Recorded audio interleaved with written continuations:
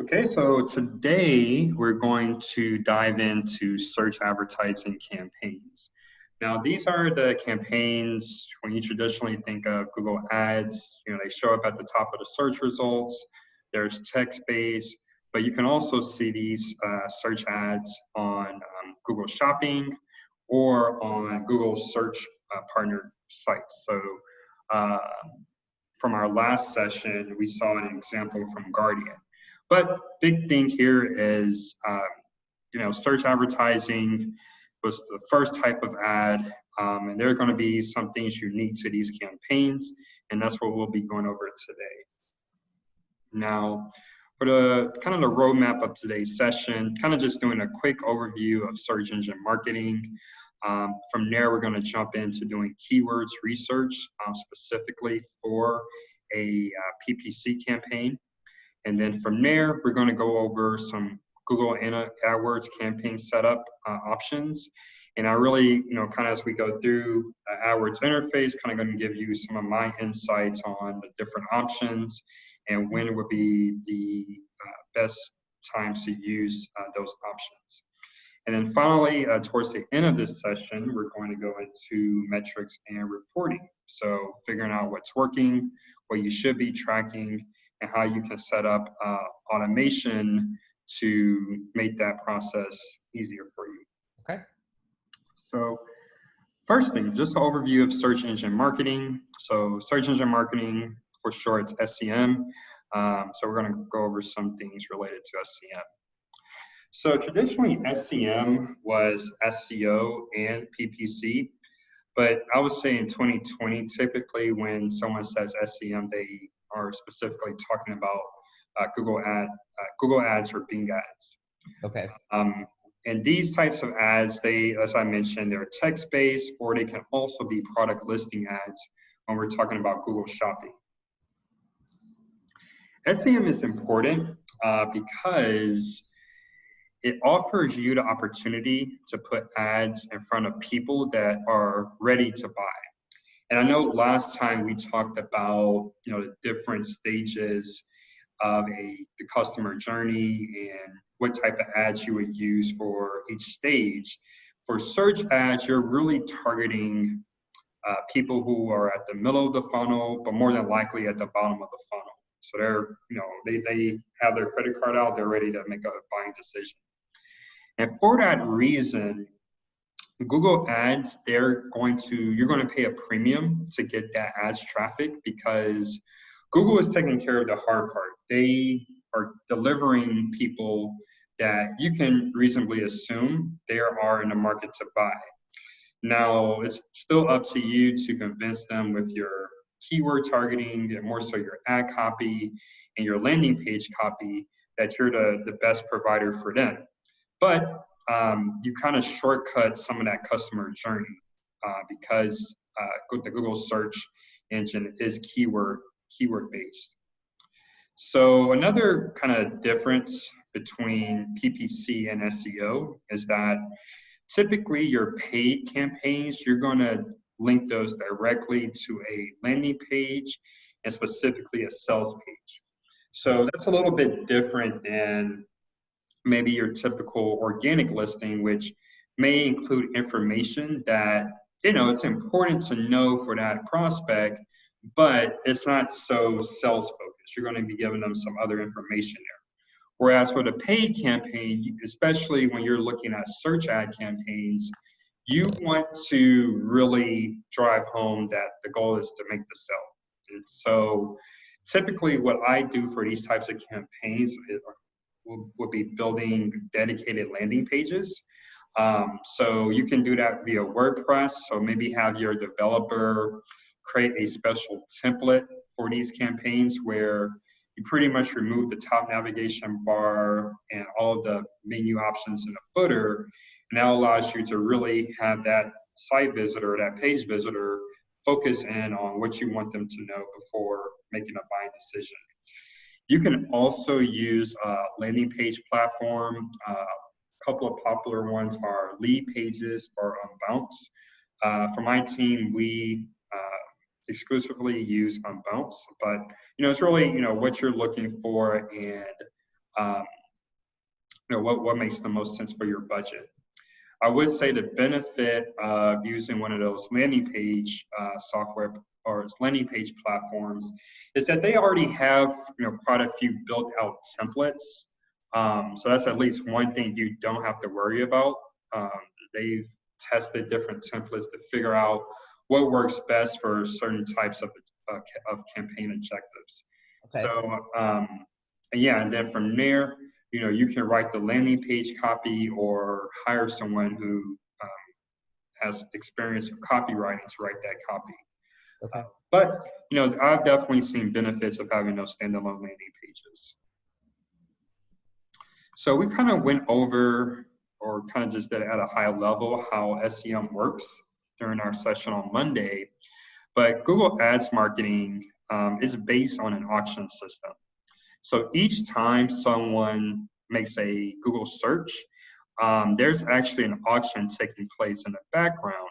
And I'm sure you can imagine there are millions, maybe even more searches per day. So all these auctions are going on all the time. And there are going to be some keywords where there's not going to be ads showing. And these usually are not commercial intent keywords. But typically, if it's anything related to your product or service, ads are going to be eligible to show up. And so the advertiser, you're going to identify the keywords that you want your ads to trigger or to be triggered on, and then you're going to set how much you're willing to spend per click to have those ads appear. Okay. And you're pretty much entrusting Google that, okay, if the user searches for a specific query or uses a specific query, you're pretty much relying on Google to match your keyword and making sure that it's relevant to that user query. Now, as we kind of talked about last time, sometimes Google gets this right, and you're going to get ads and clicks and conversions for phrases and keywords that you have never thought of. But there are going to be other times where your ads are going to be getting clicked on for irrelevant terms. And that's where, again, we would use negative keywords. Okay. And so that's pretty much at a high level how that auction works. There are a variety of factors that determine whether your ad appears, but the two main ones that you can control are the keyword bid and the quality score. And so we talked a bit about this last time, but just a quick refresher. So your ad rank, so the position of your ad on the page, relies on your cost per click bid, so your max CPC bid, and your quality score. Now, ad rank, it is important. Typically, the highest ad that's ranking, so the ad that's on the #1 position, is going to get the most clicks. However, that doesn't necessarily mean it's going to be the most effective being at that #1 position for getting sales and conversions. Sometimes, certain people, they'll click the first ad, then they'll exit out, then click the second ad, and so on. So as you go on and you build your campaign for white shoes, or even start managing the campaigns for the franchise owners, we might see for some campaigns that the #1 position actually isn't the best place to be for you. You might be better off targeting position 2 or 3. Okay. But that's, of course, something that you can't really nail down until you run your ads and you have some data to back it up. Okay. So this is, again, kind of the importance of the quality score. So it's a similar graphic to what we went over on Monday. We kind of just want to nail this home that, it's not all about your budget and what you're willing to spend. Quality score, specifically that alignment between keyword, ad copy, and landing page, they're very important in order to get your ads at a certain position. Now, kind of went over this with the landing pages, but A/B testing is very important when you're looking at doing AdWords advertising, and it's something that should be an ongoing process. And really, it's not, you should look at it as a learning opportunity. So understanding which keywords best trigger and target the audience that you find as ideal clients. Which ad copy or versions of ad copies are the best versions to get you to your ideal clients? And which landing page, is there a certain layout? Is there a certain copy? Is there a certain messaging that really kind of nails home, the type of client that you're looking for, and helps convince them to contact you or just to make a buying decision directly. And so what I would always recommend is always to be testing out at least 2 versions of ad copy, if not more, but ideally you would be testing more, and at least 2 versions of a landing page. That way, you'll always, you'll have something to compare. And the length of time, it varies. I would say a standard would be 7 to 14 days. But if you're getting a ton of traffic through your Google Ads campaign, you could probably shorten that to maybe 2 or 3 days. It just really depends on how many clicks you're getting and how much data you have to look at. Okay. And when you're making these improvements, of course, the goal of A/B testing is over time to find that best alignment between these 3 different elements. But over time, that's going to improve your quality score, which, going back to our previous slide here, is going to help you conserve your ad spend. So very important that you always incorporate A/B testing into your AdWords campaign. Now, this is something we kind of touched on during the SEO training, but PPC and SEO, they work hand in hand. And I always recommend, if your budget allows, even if it's a small campaign, just a few $100s a month, to run an AdWords campaign to help you validate the keywords that lead to the most favorable outcomes, conversions, sales, and so on. And this data, as we discussed, SEO is more of a long-term strategy. It takes time to build momentum. But the benefit of PPC is that you can understand, fairly quickly, relatively quickly, which keywords are going to lead to the conversions. And that's something you can take to your SEO campaign and optimize your organic presence for those high converting keywords. So I highly recommend, if it is possible financially, to run both at the same time. Okay.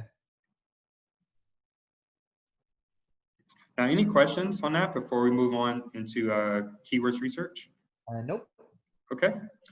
So keywords research, you're probably a whiz at keywords right now and understanding how to find them. But really, the difference between doing keyword research and keywords research, or keywords research for SEO and keywords research for PPC, is that you really want to target keywords where the searcher is showing buying intent. And so they're going to be different kind of modifiers and indicators that show buying intent. But if we're going to be spending money on these clicks, we want to be sure that they're going to lead to, or they're getting clicked on by potential customers, not just people, for the white shoes example, who are maybe looking for fashion design courses or something. Okay. So kind of moving on here to keywords. So account structure, when you're looking at your keyword strategy, it's very important to also consider your Google Ads account structure. And it's very important because you want to make sure that there are logical groupings between your different product categories, your different services, and so on. And making sure that all the keywords within those ad groups, they are relevant to that campaign and ad group. And overall, this is going to improve your performance for your campaign. You're going to get greater engagement because you have more closely targeted ads and ad groups. And this is going to lower your cost per click because you're going to have a better quality score. Now, here's a sample kind of framework for an AdWords account. So, you have your different campaigns, and then under those campaigns, you're going to have different ad groups. And then under those ad groups, you're going to have a collection of keywords, ad copy, and landing pages. So, account structure breakdown. So starting at the ad campaigns level, and I wanted to talk a bit about Alpha Graphics because I think the franchise has more products and services where it makes sense to divide these into different campaigns and ad groups. I agree. Yeah, you want to focus on similar products or services. So maybe a sample at a high level campaign breakdown for one of your Alpha Graphics locations would be printing services, marketing and design services, and sign services. That's basically our pillars. So yeah. Yeah. You might find that, from doing research, it might make sense to break this down even further, but this is what I see at a high level. Now, under each of those campaigns, you're going to have those ad groups. So if we just take the printing services example, you might want to have ad groups for the following: color printing, business card design, card and invitation printing, labels, stickers, and decals, and presentation materials.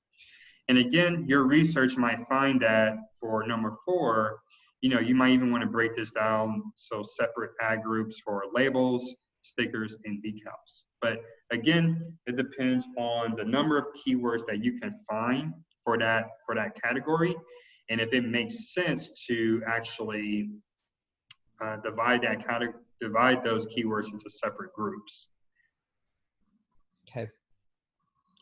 Now moving on, again, you want to group your ad copy, keywords, and landing pages. So kind of going back to this example, if we're just looking at color printing, by no means should we have a keyword or a landing page for business card design under the color printing ad group. That's going to destroy your quality score.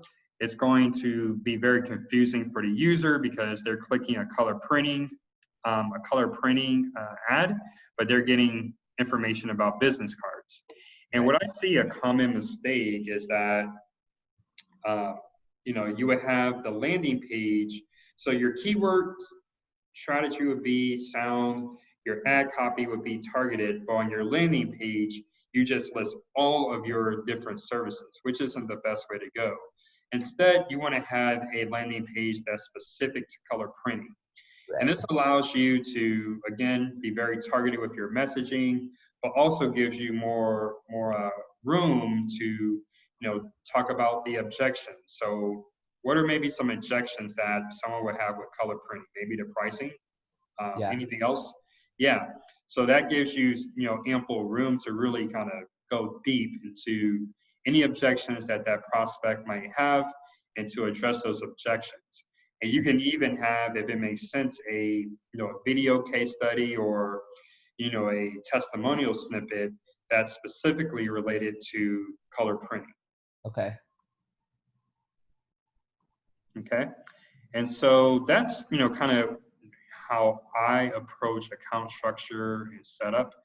But a big part of this is doing that keyword research. So there are 2 tools that I use, SEMrush and the Google Ads Keyword Planner. And of course, you can use other tools. Keywords Everywhere, the Chrome extension, also provides this cost data. But for the sake of time, we're going to go over these 2 tools. Okay. So have you ever used the AdWords Keyword Planner? Yeah, I have. Okay, great. So once we're in SEMrush, if you go to the main dashboard page, you should see something like this where you have the tab PPC. Okay. And so for keyword research, the best, kind of modules, I'll call them, would be analyzing your competitor's PPC strategy, analyzing the PPC ads for any keyword, and then finding keywords for your PPC domain. Okay. So one thing to consider here when we're we're talking about White Shoes Consulting or Alpha Graphics, is that some of these keywords, there might not be much search volume or CPC data if you're adding your city to the keyword. Okay. So there might be, exceptions for really big cities like maybe LA or New York City, but, kind of give you an idea, I already ran this for Image Consultant Denver, really didn't have anything there for, cost per click data. So I took out Denver and now I'm getting some data for cost per click. Okay. And so what I would do when I'm looking at a search ad campaign is to, right off the top, eliminate anything that doesn't have any CPC data. Because this is a clear indicator that there probably isn't high commercial intent with those keywords that don't have, something here in this column. Okay. And so the only exception to that would be if it's like a new product or new service, or if you were doing this type of research for a startup and, there's nothing really in the market like it.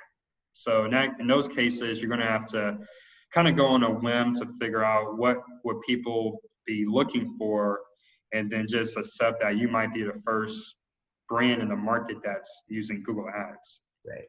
So yeah, kind of just a quick look here.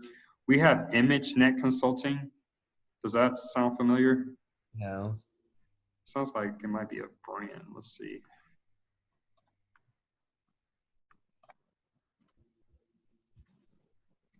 Yeah, I wonder if it's like a web company or something. Yeah, good job, software company. Yeah, so, always helps to kind of do those manual checks. Ideal Image Consultation, what is that? A lot of those just sound like business names. Yeah. Now remember, from our session on Monday, when we're targeting people that are in like that think or do stage where, they're kind of further down the journey, it is a good strategy to possibly target your competitor keywords or their brand names. It could be a great way to steal traffic from them. So generally, if they're putting in your competitor name in Google search, they're probably looking for your competitor. But you can kind of intercept that prospect, for lack of a better word, if you really put together some great ad copy that just really, oh wow, who are these guys? So they might even, forget about your competitor and go with you. But yeah, so Ideal Image Consultation. So this is definitely a company. They're based in Denver. They're a med spa. A med spa, okay. People ask. Okay. So yeah, so you probably have to go do a few of these. Yeah, I see a lot of, so this one looks relevant, men's image consulting. So that could be a keyword. Image and style consulting, image and brand consulting. So that might be more targeted for businesses, but that could also be personal brand. For sure.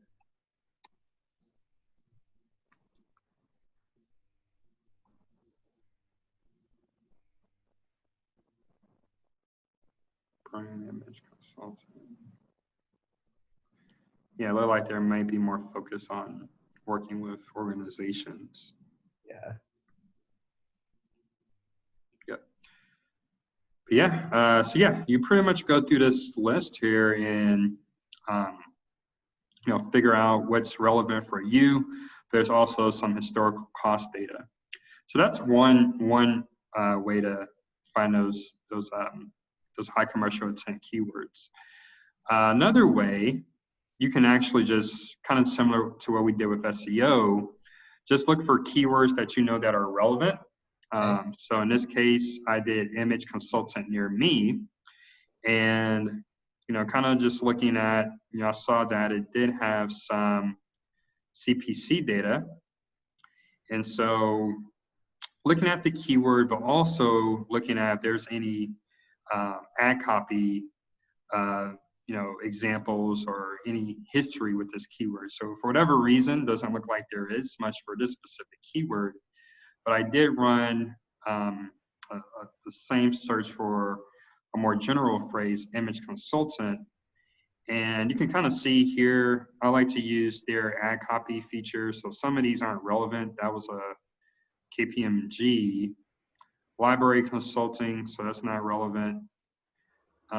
Become an image consultant, so someone who wants to be your competitor one day. Yeah,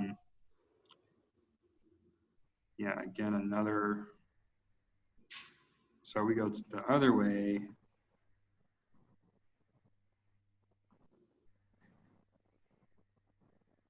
Yeah, so actually none of these are relevant. So yeah, it's something, you can look here in SEMrush. If you notice, we also follow some ads here. We go back to the previous search. So yeah, these guys weren't, so that we just did image. Let's do fashion consultant.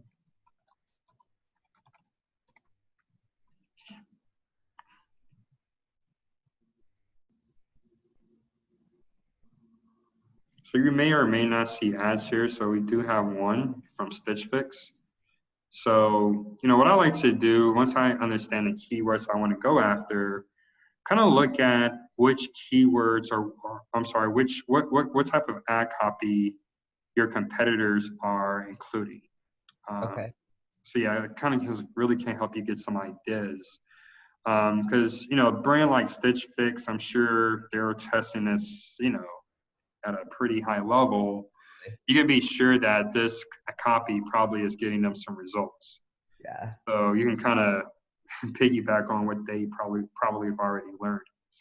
Now, one thing I want to share here, if you notice, so I'm not even including Denver in any of my my searches here, but you can see I'm still getting Denver related results.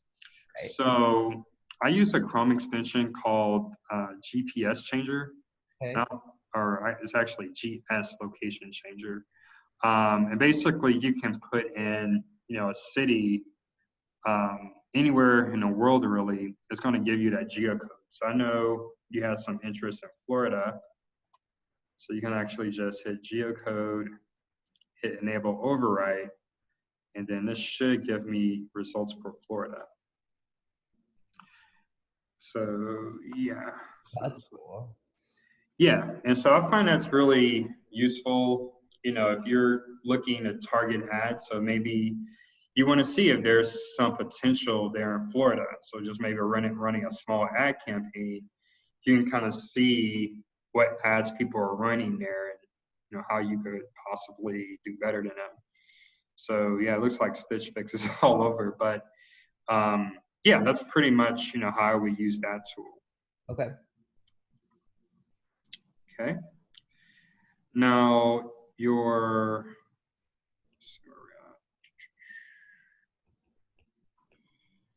so kind of when I was doing some other research, I saw that we do full report for image consulting.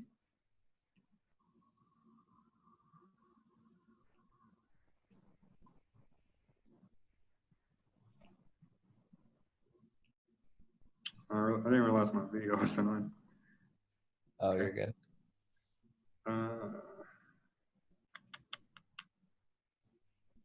I actually realized last week that I haven't had video on this whole time that we've been doing this. Yeah, it's cool. You're just kind of hanging out over there.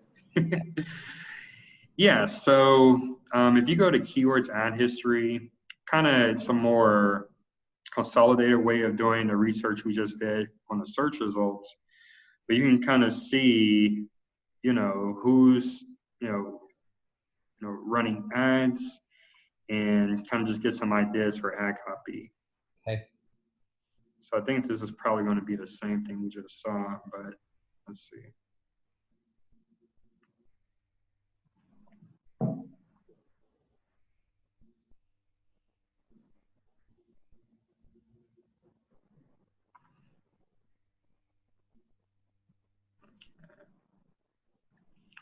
Yeah, so sometimes SEM Rush can be good with providing data, but sometimes not.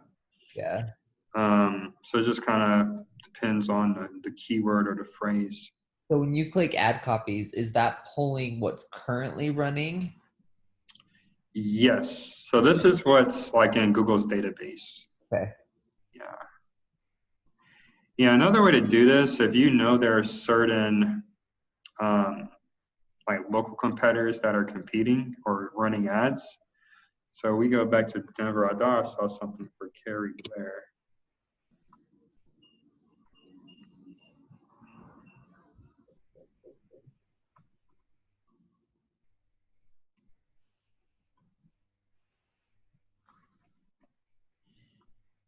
Maybe not.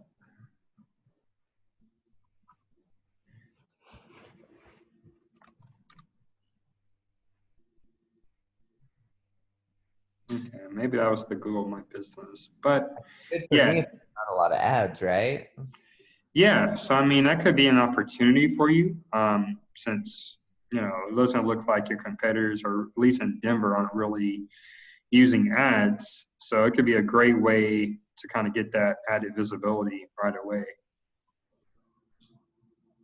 Because if I look at image consulting near me, that's a very good cost per click at $1.88. Yeah. That's the national average. That's not even Denver. I wonder if we have anything for Denver.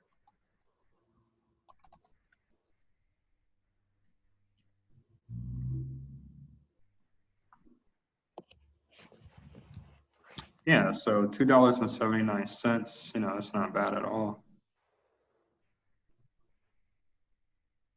Yeah, so I mean, if you're looking at doing this for white shoes, it would definitely be a way to stand out right away. Okay. Yeah. Okay. Um, yeah, and this is more so for display advertising, but this is actually one of the websites that came up when I was doing a search earlier today. So I think you pronounce it comstill.com. Okay. But I think they do offer, kind of a similar service. But you can kind of see what they're doing here. If we just look at that. So it pretty much tells you some of the text that they're using in the ad. Then you can also check out their landing page, which I thought was really good. Yeah, that's cool. It has all that. I think I already loaded this. Yeah, so it's just, another thing I use, this competitor research for, whether I'm using SEM Rush or just searching manually, is kind of get a feel for the landing page and what the competition is doing. Okay. So, this definitely stands out. Very, very high quality imagery. Now, I would say, and this is probably its own session, some of the things to think about for your landing page, you definitely want some type of call to action and messaging above the fold. So Yeah. maybe this works for them. Maybe they have enough brand equity where people kind of already trust them before even coming to the page. But, you definitely want to have a call to action. If it makes sense, have the form above the fold, or at least to where the page visitor can see it above the fold. And you might want to test out, different versions. So maybe one version is really short form.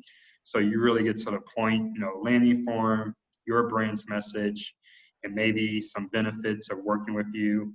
And then maybe you want to test a second version of that landing page that's longer form. So all of what's included in the first version, plus you also include, maybe a testimonial, maybe a video, other types of content, just to see which one resonates better with your audience.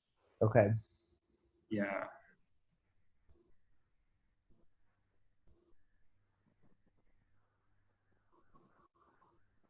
Yeah, so you can see they're definitely using testimonials as part of their landing page. Yeah, so, probably what I would do, if I were them, is probably test out having this call to action above the fold. Okay. But yeah, overall pretty good. And what I'm guessing is that these guys, this would be, something in the think stage where people know that they are in need of a style consultant, image consultant, but they're not quite sure exactly what they need. So kind of going back to our first session, they allow the user to click on the menu so they can see different options of what they offer. So again, that see, think, do, very important to understand where that person is in their process and what's their mindset. Okay. So, and maybe that's why they're not so quick to have the call to action right away. Maybe that's the reason why. Okay.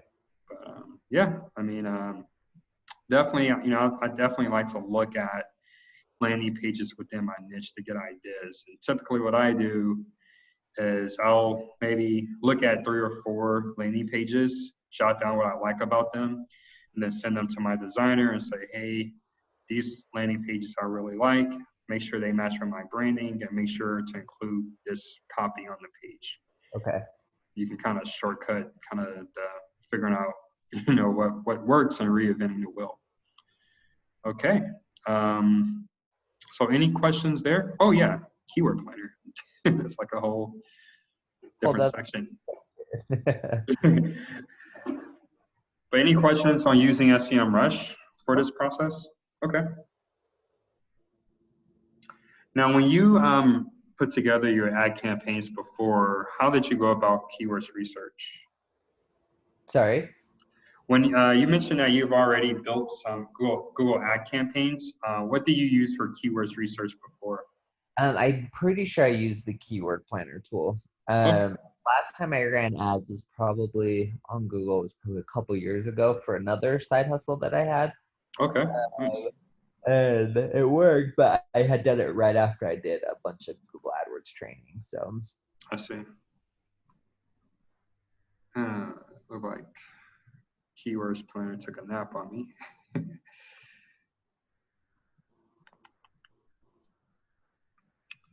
So yeah, so while that loads, typically what I do, take all of the keyword ideas from SEMrush, take all of the keyword ideas from the Google Ads keyword planner, and then if I have like any previous campaign data, I will also just combine all of those into one big kind of keyword list. okay.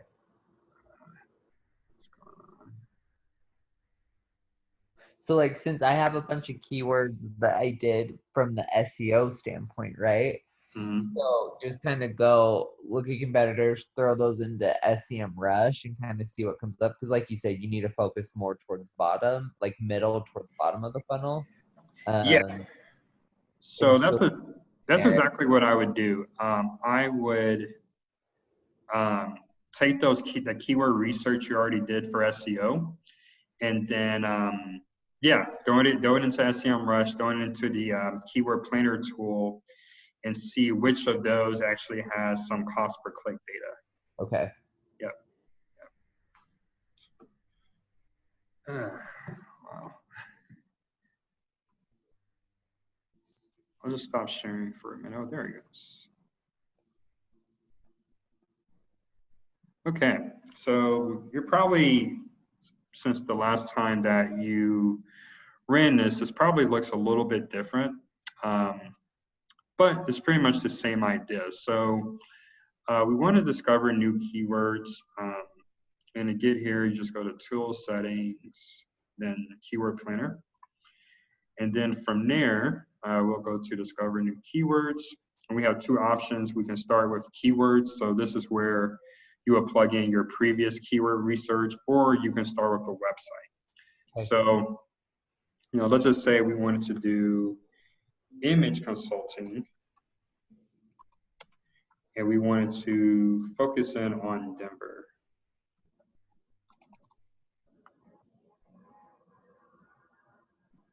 Okay. So it's safe. I usually leave this blank, and then you can just go and get results.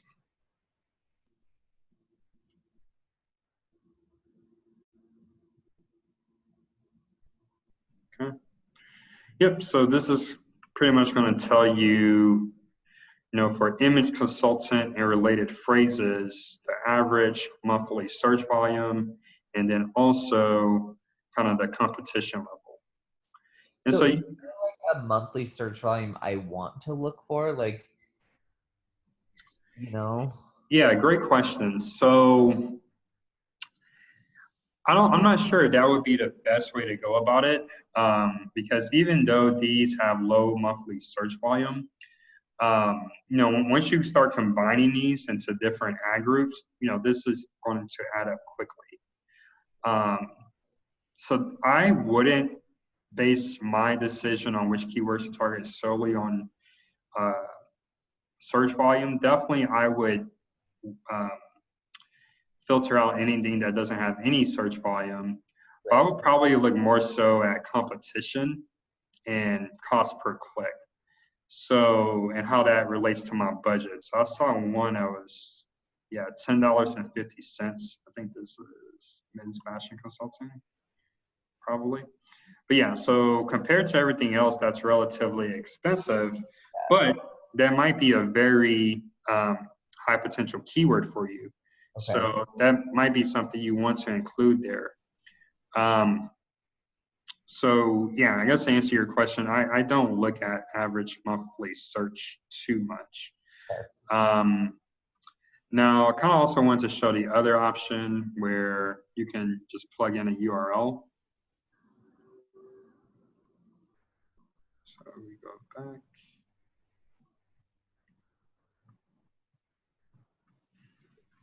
So I'll start off a website.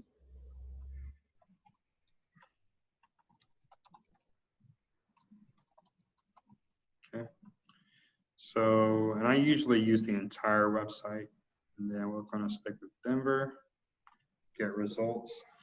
And sometimes you're going to see there's going to be an overlap, but then other times they're going to be completely new keywords. So, like I think, there we go. So, affordable personal stylist, I didn't see that one in the first list. Right. But reasonable cost per click, and then average monthly search. There's some data there. Affordable stylist. Yeah, so it looks like there might be a few new phrases to add here. Okay. And so what I typically do, I would run this for your website, and then look for, from my previous research, look for a few competitors that are running ads to see what keywords they're coming up for them as well. Okay. Okay. So once you do that, I think this was the same thing here. Now, I like to put all of this into like a ads forecast spreadsheet. And so I think this might be more useful for your franchise owners if you or if the internal marketing team is putting together a plan for their ad campaigns. What you do here, figure out the different ad groups that you want to target. And then within each ad group, I would maybe do 3 to 5 keywords, Okay. and then kind of give them the average cost per click for those keywords. So this one, for example, was for a law firm based in LA, but basically it gives them different scenarios. So here on the far right, we have the average case value for this type of case, a divorce case, but then we give them different scenarios on, if they're going for 50 clicks, this is how much they can expect to cost or expect to spend per month. And this is what they can expect as far as conversions based on different conversion rates. So Okay. of course, if your conversion rate is higher, you're going to get more conversions, and that's going to drive down the cost per acquisition. Okay. But what will probably be most important for them is that knowing that profit. So, if I'm spending this much, and whatever the service value is, what profit can I expect, under reasonable conditions? Okay. And I find that most business owners, they don't want to really know about all this cost per click stuff, but they really want to know kind of how it's going to affect the bottom line.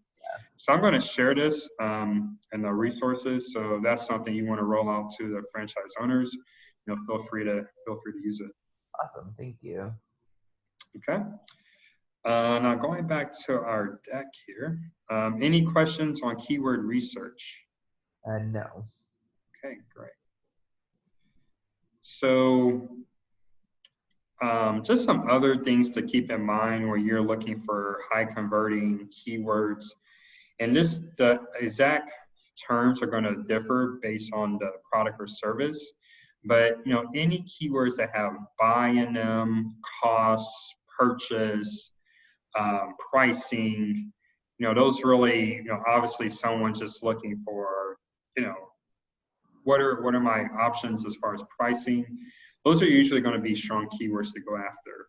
And again, that might differ for alphographic services, but compared to white shoes consulting services. So, if you do see keywords that have any of those kind of modifiers in them, definitely add them to your list.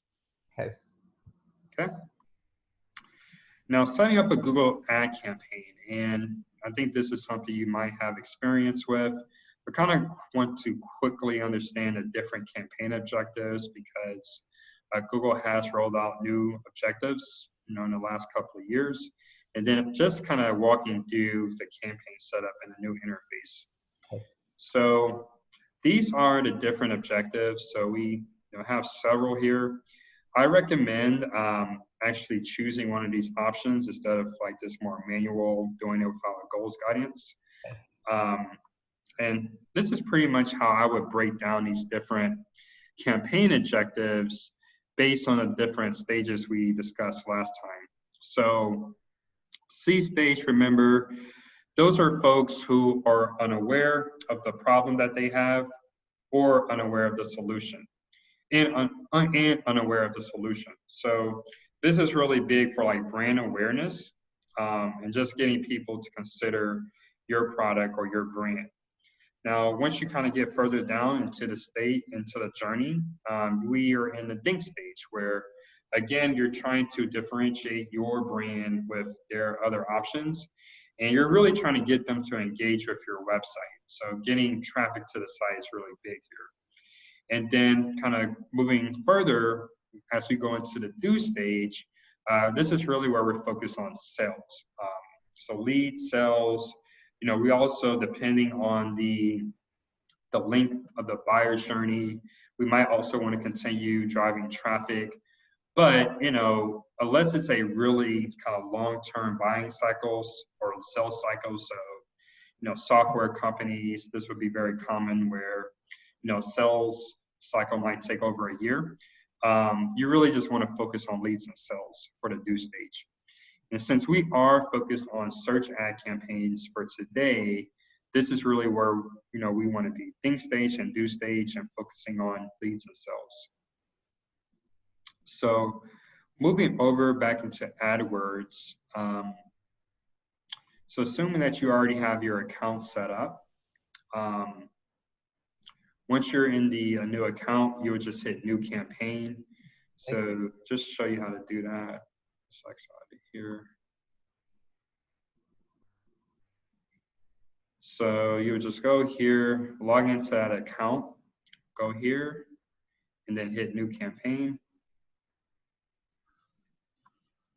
And then here, this is where you're going to pick your objective. So, as I mentioned, if we're doing a search ad campaign targeting the bottom of the funnel, we either want to choose sales, leads, or website traffic. So just for today, why don't we focus on sales? And then, one option would be Google Shopping. We'll cover that in a future session, but let's focus on search. And then the ways you would like to reach your goal. So what would probably be most useful for white shoes would be website visits.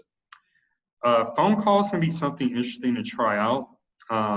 Typically, I find these work better for like more services-based businesses like dentists, or any type of house call contractors. Even when you're looking at phone calls, you have to also remember, okay, your Google ad campaign may be very successful, but do you have the infrastructure in place to handle an influx of calls? Right. So, that'll probably be something more relevant for Alpha Graphics, but do they have someone answering the phone, or are they able to actually drop what they're doing and answer the phone? There's nothing worse, and I get into this with clients all the time, where you're driving calls, but either, you're sending them to voicemail. That's very common. You don't have a voicemail set up at all for your business, which is, terrible. Or, and this is kind of more, you have to be more careful with this, but whoever they have answering the phone just isn't well trained to take in and handle leads. So when you are running anything related to phone calls, or if that's a goal, I always recommend doing some type of call tracking, so that you or whoever's managing this, they can listen to the phone calls and say, oh, okay, maybe that person calling just wasn't a good lead, or no, we really need to train this person or find someone else to do it because we're wasting money on this. Okay. So that's really where call tracking can be very useful. But just for the sake of today, we're just going to do website visits. So we're going to do spencervoice.com. If I can ask, what type of side hustles were you running before? I had something for my real estate. I was doing the 3D filming. Oh, nice. Is that the Matterport? Yeah. Oh, cool. Oh, cool. Yeah. So when they first came out, I had one of the cameras and was doing that. Nice. Was that like successful? Was there a lot of demand?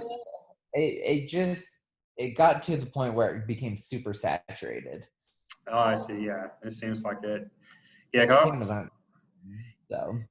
Yeah, I came across a few YouTube videos last year. I was like, that's interesting. But yeah, I got the feeling whenever there's like a ton of YouTube videos, it's probably saturated or get it to that point. So yeah, it actually probably would have been good with COVID right now. Oh yeah, for sure. There probably was a surge in it. But yeah, I ended up selling everything. So okay, nice. Yeah, so once you put in your website, you're going to create the conversion action. So of course, this is very important. You want to be able to know which keywords, which ads are driving conversion. So, you have two options here. You can do it yourself or send it to your developer. What I actually recommend is using Google Tag Manager. So adding the Google Ads conversion tag in Google Tag Manager, and then just adding that Google Tag Manager snippet to the back end of your website. And so there's even, for WordPress, I have a go-to plugin I use where you don't even have to get into the code. You just install the plugin, you add the GTM code, or I guess the ID, and then it'll do the rest. So it's very easy, and you can keep your hands clean of code. So that's going to be one. If I have my Google Ads account linked to my Google Tag Manager, do I have to do anything, or does it automatically pull through? It should pull through. And when you say link, do you mean you have Google Ads set up within that Google Tag Manager container? Right. Yeah, so you should be fine in that case. Okay. Yeah. And is that the same if the pixel changes? Or I guess like the action for that changes, the code? Does that make sense? So like if you're doing like a retargeting versus, a straight click campaign, like do those codes change? Yeah, so you would have to add the marketing pixels separately. Okay. Yeah. Okay. Yeah, so once you get through those steps, then you just hit continue. So campaign settings. So campaign name, if it's just you looking at this campaign, name it whatever you want, but if you're doing this with a team, I recommend having some type of naming convention. Okay. For networks, for search campaigns, you never want to do display network. It's a great way to waste a lot of spend. Okay. You always just want to leave the search network, just use the search network. Now it's up to you if you want to use Google Search Partners. Typically what I recommend is to leave that unchecked. But if you do want to advertise on different websites that do have that search functionality, then enable it. But if you're really just trying to drive clicks and paid traffic through Google search, then just leave it unchecked. Okay. Is that clear? Yeah. Okay. So definitely you want to check out more settings here. So if there are certain start and end dates for the campaign, make sure to specify that here. So a common reason why you would use that, if you have a limited time promotion, just set the promotion to, or set the dates to match those of the promotion. Campaign URL options. So we talked a bit about this during SEO, but it's kind of the same idea, where you can actually specify the parameters. And what this allows you to do is to really get more granular with your tracking in Google Analytics. So you can actually tell which campaign, which keyword, traffic that's being driven by that keyword and campaign, how are people engaging once they land on the landing page? Are they becoming buyers? Are they purchasing? What are they doing? So I always recommend using custom parameters as well. And kind of similar to the campaign name, you want to have a naming convention if you're working with a team. Okay. Dynamic search ads, this may be something you want to experiment with in the future, but really their best kind of use is if you're a large e-commerce website where even if you have, a defined campaign, perhaps under that campaign, you're targeting different types of products, different types of services. So instead of having to create ad copy for each of those different products or services, you can do dynamic search, which basically will take what's in that user query and then try to apply it to the ad headline and the ad description. Okay. But again, if you don't have a ton of pages, it might not be a good use of your time. Okay. So moving on to targeting and audiences. So this is something that's really important that you can get in trouble to if you don't think through enough. So for locations, you do want to target, wherever you're looking to get new clientele. So for you, we choose Denver. Now, what you really need to check out, and one more thing about that is that if you know in Denver that there are certain areas that would be your target or your ideal client base, you want to target those zip codes. So I know one example we talked about on Monday maybe would be recent college graduates who are looking, to start their first real job, and they need your expertise in building their wardrobe. Gotcha. And so in Denver, I'm sure there are certain areas where, young professionals and college grads, they like to live. So maybe it makes sense targeting those specific areas instead of all of Denver. Okay. Okay. And then, one other thing on zip code, a big part of targeting the right audience is targeting people who on average have a household income that would match your ideal client. And this is something I recommend for any type of business. You want people to click on your ads who can actually afford your services. Totally. And so, what would that number be for you, like average annual income or household income? I guess that one's kind of hard depending on what this ad's targeting. Right. But I would say probably it's usually Probably 65,000 plus. Okay. Okay. So what you can do, I'll share this website in the resources. You can actually, kind of find out what are the average incomes per area. Of course, it's not perfect data, but it'll kind of give you an idea on areas that you should probably not use or waste too much of your ad budget on. Okay. A little bougie, but hey, you gotta conserve your ad budget. Totally. Yeah. So location options. So this is the part where we really have to get it right. So as you can see, AdWords by default, they select this first option for you. So people in or who show interest in your targeted locations. And that little middle part is the most important because let's say, okay, I am planning a trip to Denver. So maybe I'm looking at different hotels, I'm looking at different. In it, but not. Right, right. But perhaps I'm also looking for style consulting, at the same time. So I might not be interested in working with someone in Denver while I'm traveling there. So you should definitely use the second option, people who are actually in or regularly in your targeted location. Okay. Then again, you can also exclude certain locations based on whatever your requirements are. Okay. For language, the default is English, but if that changes or if any of your alpha graphics franchise owners target non-English speaking audiences, they would set that here. Select audiences to add to your campaign.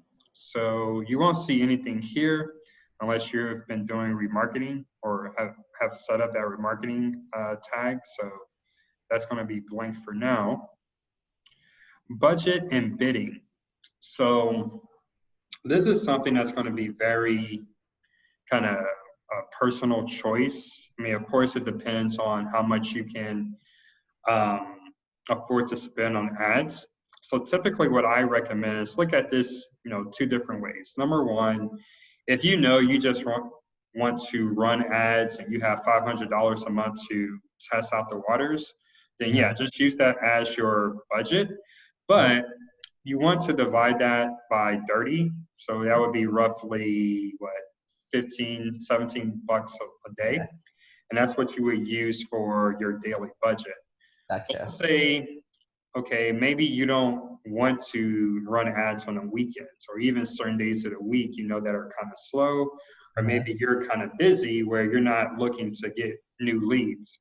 So that would change that daily budget. So you actually have more of a daily budget to work with once you start filtering out certain days. Right. Another way to determine your ad, a good ad budget, again, you can look at that ads forecast. So run the numbers to see what would make sense based on your average cost per click. But, the conversion rates here, they're kind of, optimistic. What you might want to do to get a more realistic number is look at the historical conversion rates for your website. So that could be 1%, that could be under 1%. And then that will kind of help you understand, okay, if I want a certain number of conversions, I would need to spend this amount. And then take that amount and divide it by 30 days or 20 business days, whatever makes sense for your business. Okay. Where did you show the demographics piece again? Like when you can do their salaries and those things? Yeah, so actually I didn't show that here because you would need to create an audience for that. Okay. But what I was saying is, there's a tool you can use where you can basically see the zip code or the salary by zip code. So if I wanted to do that, say I already know the number, right? Mm-hmm. So you say I have to create an audience. So would I have to create that first before I create a new campaign? That's right. For search ads, that's right. Now, when we're running anything on display network, you can, start adding those options right away. Gotcha. Okay. Yeah.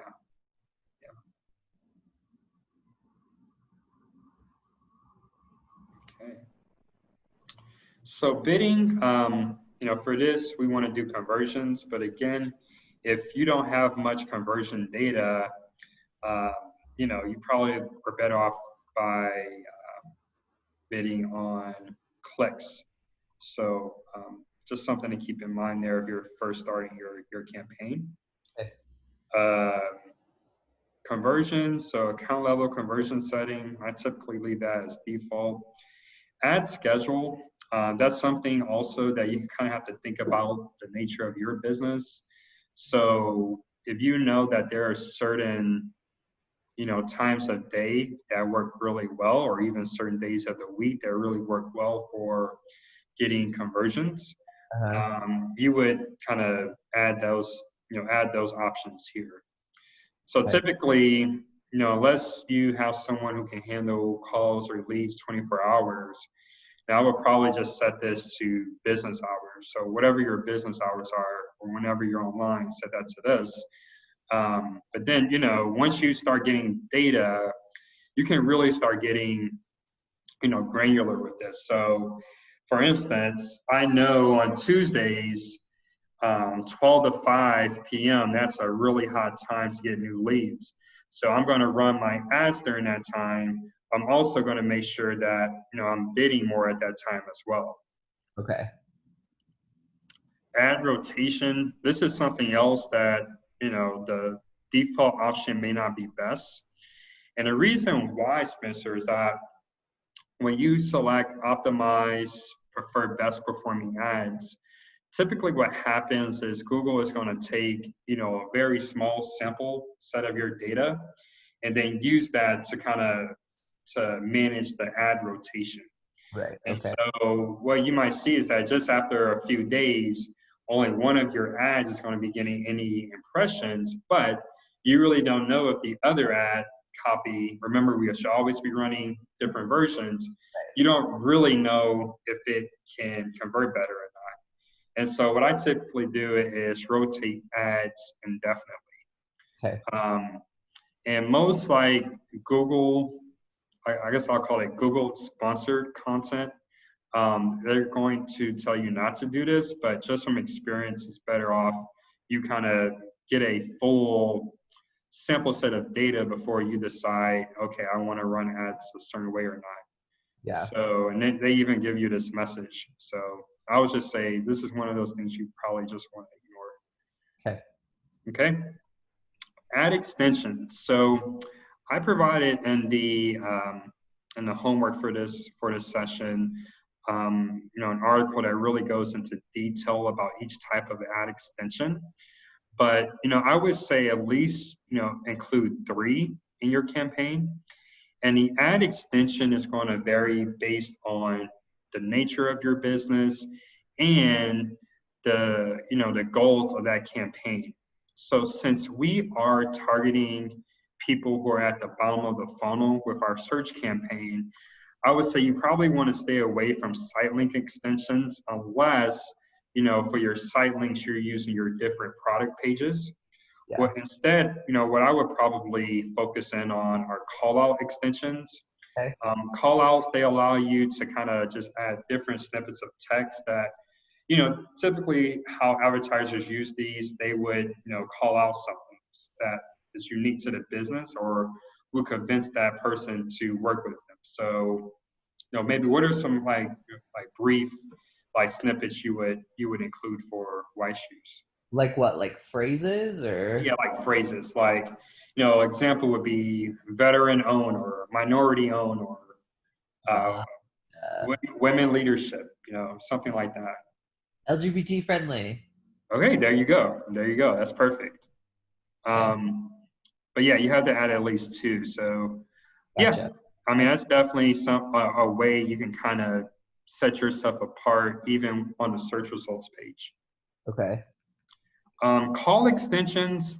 So these are interesting. So kind of going back to what I mentioned about doing call only ads. If you have the infrastructure in place to where your business can accept phone calls and nurture those calls, in a good way, call extensions might be something you want to test out. Okay. Again, in my experience, call extensions work best for businesses that solve a pain in the neck problem, like emergency locksmith, emergency dentist, or something like that. And what I find for any other types of businesses, basically the call extension is going to show your phone number right there in the search result. Right. So that person who's calling, they really, they may have an idea that you offer image consulting or fashion consulting, but they really don't know about your service because they just saw the number and then called it. Yeah. So what I do find is that call extensions usually lead to unqualified leads more times than not. But again, it's something to test out, but that's just from my own experience. Okay. And then you also have other ad extensions here. So again, since we are targeting kind of bottom of the funnel traffic, one you might want to look at are your price extensions. So you can actually specify the price. And that's kind of a tip for ad copy. Anytime you can kind of weed out people, so that you're targeting people with an average annual salary of $65,000 or more. If I'm sure you've done a math on this, what someone under that salary, what they can reasonably afford. If you know that maybe a $300 or $500 package would be out of their budget, maybe just include that as a pricing extension. Okay. That would prevent them from clicking, and that would prevent that wasted spend. So something to think about there.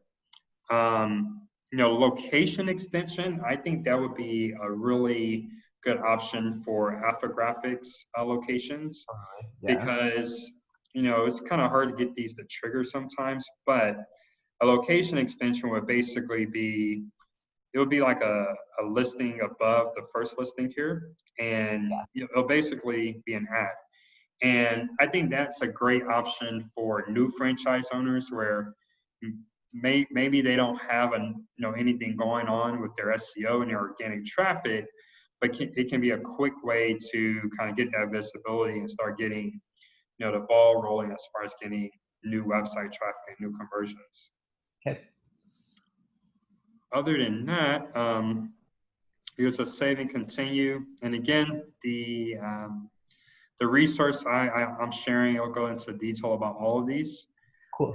So once you hit save and continue, I guess we have to add a budget. So just 100. Save and continue.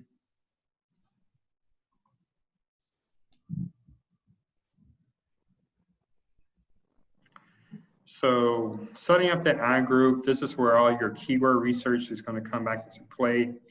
So one of the homework assignments this week, I want you to set up kind of your, campaign structure, even if you're not ready to run ads, and how you would organize your ads, your campaigns, and your ad groups and your keywords. So this is just one ad group example, but you'll just copy and paste that here. And then if you are going to be running multiple ad groups, you'll just do the same. Okay.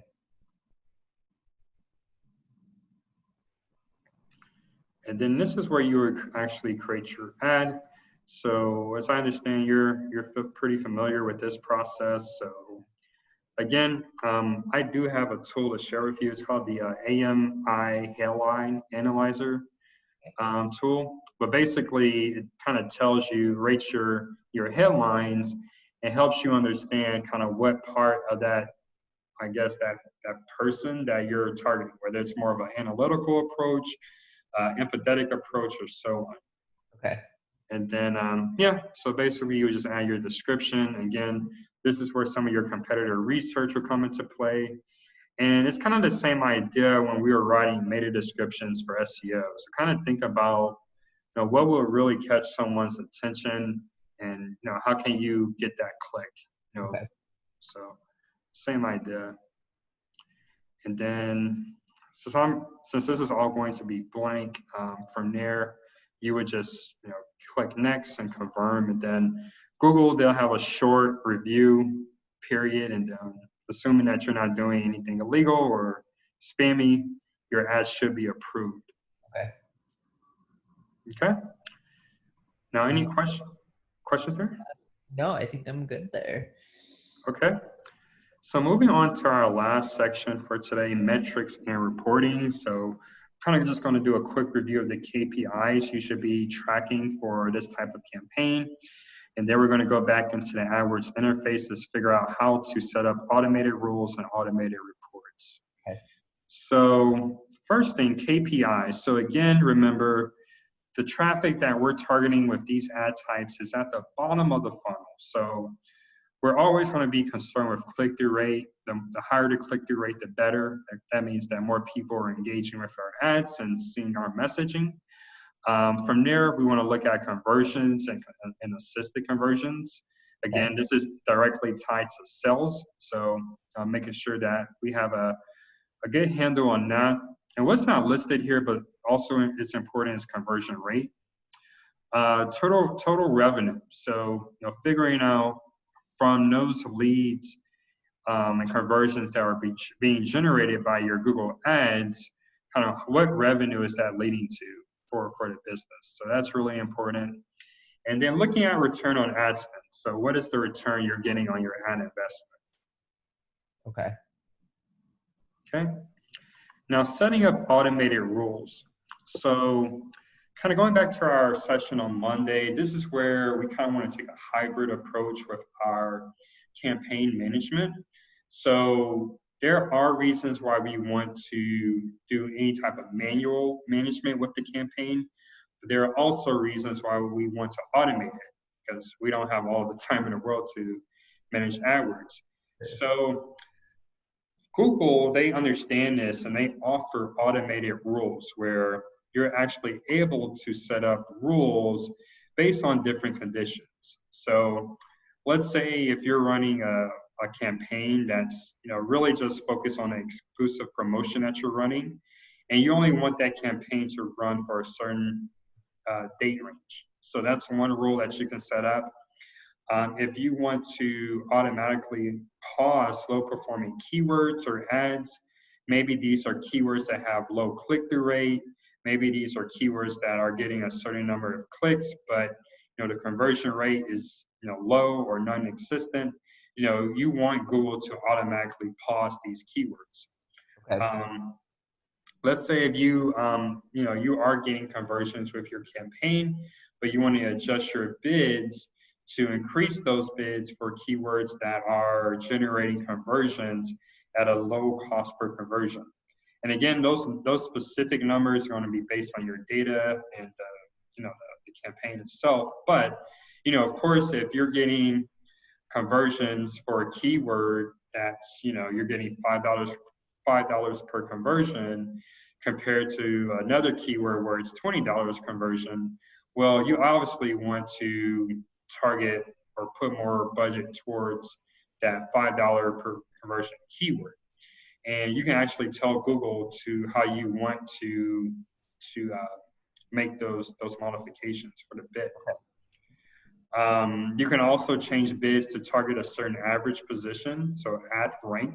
That's something we talked about here earlier in the session. But let's say that the number one ad spot isn't the best for you. Instead, maybe you want to target number 2 or number 3. Well, Google has a ton of data to tell you, okay, if you want to target that position, this is what you can expect to spend or bid on for those clicks. And so you can set up a rule where you can automatically target that position. There's also the ability to target based on first page placement. So you just want your ad to be on the first page. So maybe that's not best for sales or leads, but maybe if you're just looking to improve the branding or brand awareness, maybe that would be a good option. Okay. You can also do something where you're ensuring top of page bid. So the first 4 spots, and ensuring that your bids are always at an amount where you can be at that top of page. Okay. Then you might even want to, kind of modify your budgeting based on the ad spend. So let's say that you have a $500 a $500 budget monthly for your Google ads, and you see by the first week, the end of the first week, you've already used $400. Well, obviously you're going to have to modify your bidding to do that, to still be within your budget. So you don't have to do that manually. You can tell Google that, hey, every day, maybe at midnight, I want you to recalculate my daily budget based on how much I'll spend so far this month. And also the opposite is true. Let's say you're into 3 weeks into the month, but you're only use 20% of the budget.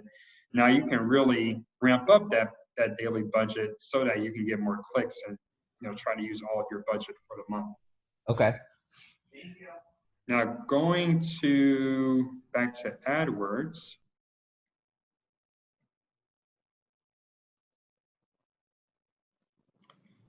Of course, it's making me load again. I'm sorry. No worries. It's just weird. Some pages they stay open, others you have to reload. Yeah. Let me stop sharing a bit, so maybe I'll speed it up.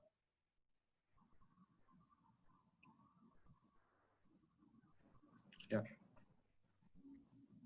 Now, when you're running Google ad campaigns before, were they a big driver for business, or I didn't do it like consistently. You know what I mean? Like I dabbled in a lot of this stuff. Like I've dabbled in Facebook ads, I've dabbled in this, but I've never done something on like a consistent basis.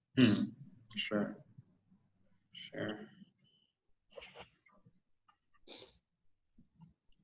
Just because it's always, spending my own personal money to do it.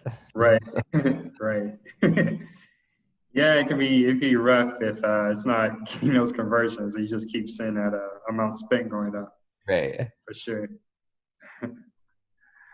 Okay, so just a quick review of the interface. So this is actually a live campaign.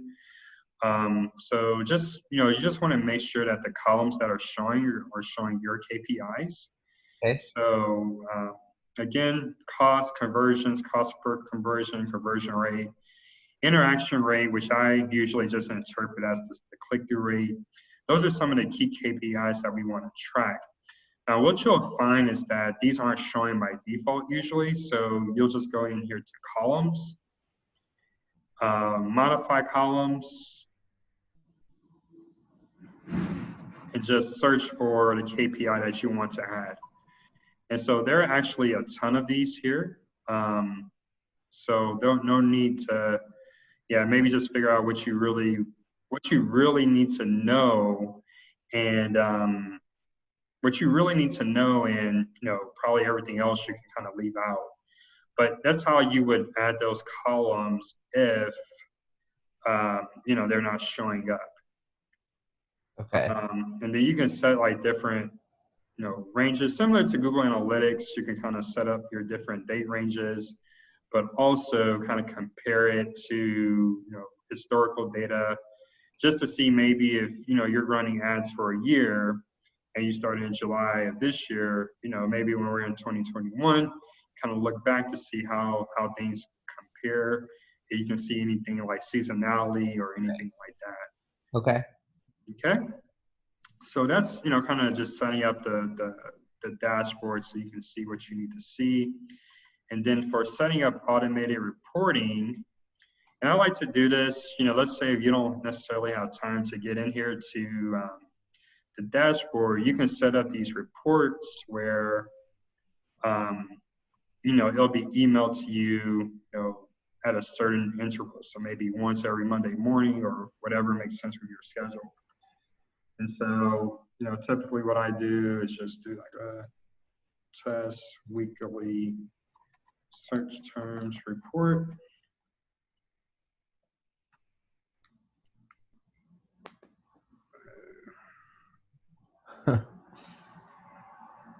Okay, and then one thing I really like to look at are my search terms to make sure my keywords or my ads aren't getting clicks for anything weird.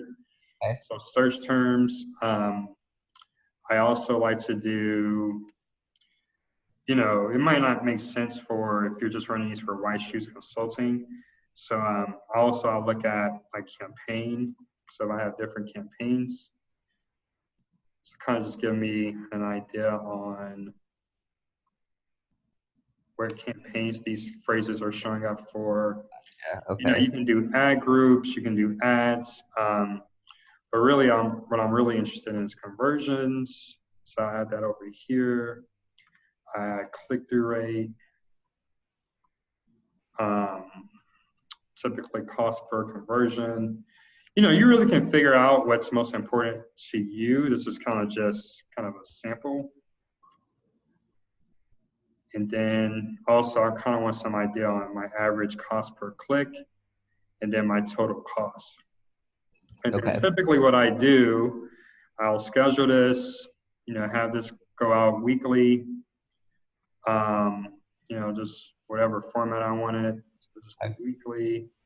And then, you know, whatever day makes sense, you know, I usually just send them out every Friday morning, but, you know, whatever makes sense for your schedule.